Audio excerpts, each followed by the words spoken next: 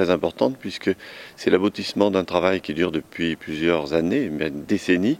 En fait, c'est la protection des variétés anciennes. Et donc notre objectif, c'est de faire connaître ces variétés et que les gens utilisent ces variétés dans leur jardin, puisque le public qui est visé, c'est plutôt les particuliers. Et ensuite, donc, on a recueilli aussi un certain nombre de savoir-faire qu'on est heureux de vous présenter, notamment au travers d'un livre sur les recettes liées cette année à ces variétés. Nous avons rédigé avec Magali Amir un petit livret qui s'appelle Utilisation traditionnelle des variétés et recettes traditionnelles des fruits oubliés de Provence. Et donc, il va sortir à l'occasion de cette journée. On l'a tiré en 10 000 ou 20 000 exemplaires. Et donc, on pourra vous le remettre ce jour-là si vous nous achetez un jus de pomme ou vous le vendre. Voilà.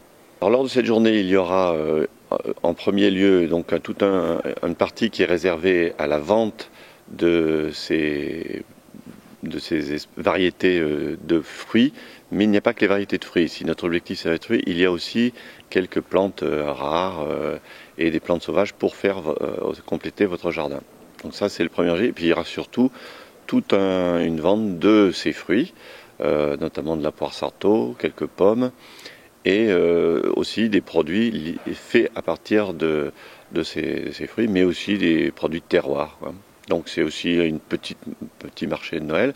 Et la grande nouveauté, c'est qu'on va présenter cette année, l'invité d'honneur, c'est donc Amapi, une association d'apiculteurs qui nous présentera aussi les variétés anciennes d'abeilles et nous expliquera les raisons qui nous poussent à protéger les abeilles.